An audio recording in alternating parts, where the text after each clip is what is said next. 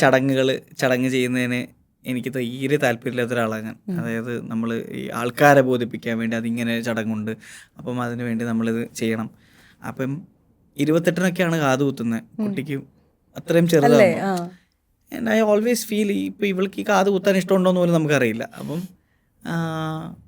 ഞാൻ വിചാരിച്ചു അവൾ കുറച്ചുകൂടെ വലുതായിട്ട് കുട്ടികളെ ഒരു 2-3 വയസ്സിലൊക്കെ കമ്മലില്ലാതെ കാണാൻ നല്ല രസമാണ്. ചിലപ്പം നമ്മൾ ജീൻസും ടോപ്പൊക്കെ ഇടിച്ച ബോയിനെ പോലെ ഇരിക്കും.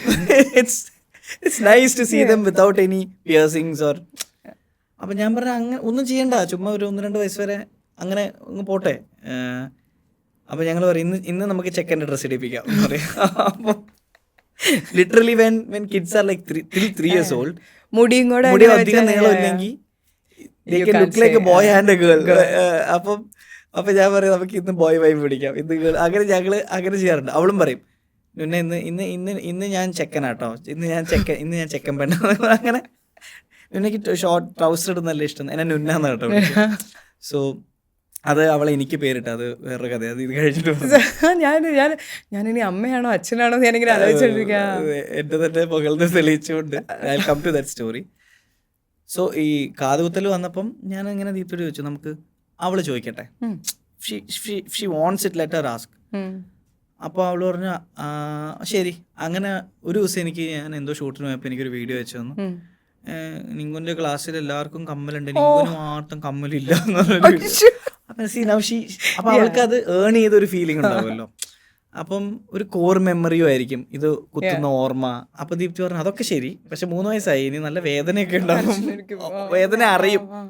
അപ്പം അത് ആലോചിച്ചപ്പോൾ എനിക്ക് അയ്യോ ശരിയാണല്ലോ, എന്നാൽ പിന്നെ ഐക്യദാർഢ്യത്തിന് ഞാനും കൂടെ കാതുകുത്താന്ന് പറഞ്ഞു. അങ്ങനെ വേദന ഷെയർ ചെയ്യാനായി ഞാൻ. നല്ല ഇതിലിരുന്നു കേട്ടോ. അവള് കരഞ്ഞില്ല. മറ്റേ അതെന്താ വെച്ചാൽ എല്ലാവരും അന്വേഷിച്ചപ്പോൾ പറഞ്ഞു ഗണ്ണിനേക്കാളും പഴുക്കാനൊക്കെ സാധ്യത കുറവ്, നമ്മൾ അങ്ങനെ അങ്ങനെ കുത്തുന്നതാണ്. അപ്പൊ അങ്ങനെ തന്നെ നമ്മള് ആൻഡ് അവളുടെ പെട്ടെന്ന് ഹീലായി കുട്ടികളുടെ. ഞാൻ അതിൽ വരുമായിരുന്നു, നിങ്ങൾ ഒരു ചെറിയ എക്സ്പ്രഷൻ പോലും കാണിക്കാതെ താങ്കൾ ഇരുന്നത് എനിക്ക് ഇഷ്ടപ്പെട്ടു. പക്ഷെ വേന എടുത്തില്ലേ?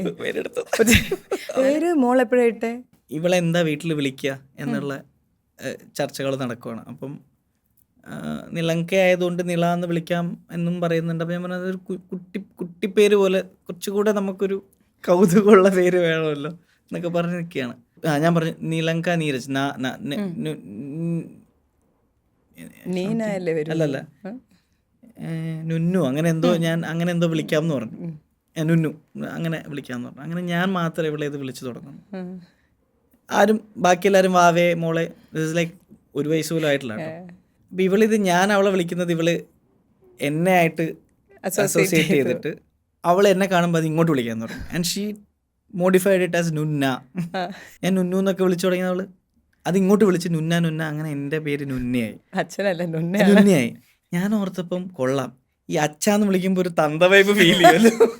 ഇതാവുമ്പോ അത് ജെൻ ആൽഫ ഡാഡ്. അതായത് അവള് പറയും അച്ഛനാണ് പക്ഷെ നുന്നാന്ന് വിളിക്കാതെ. ഇപ്പൊ ഷീ നോസ് നൗ. ബട്ട് അപ്പം അത് കേൾക്കുമ്പോൾ നല്ല കൗതുകമുള്ളൊരു വിളി. അതായത് പെട്ടെന്ന് മറ്റേ തന്ത അടിക്കുന്നുമില്ല, ഇഷ്ടപ്പെട്ടു. അപ്പം അമ്മ പക്ഷേ എനിക്കിങ്ങനെ ഒരു പേര് ദീപ്തിക്ക്. അപ്പോൾ ദീപ്തി അമ്മ തന്നെയാണ്. ഇതെനിക്ക് അങ്ങോട്ട് ഞാനത് അങ്ങോട്ട് എംബ്രേസ് ചെയ്തു. Then she started calling me that only. അപ്പം വേണ്ട അച്ഛാന്ന് എനിക്ക് അങ്ങോട്ട് ഇപ്പോഴും എനിക്കത് ആക്സെപ്റ്റ് ചെയ്യാൻ പറ്റില്ല.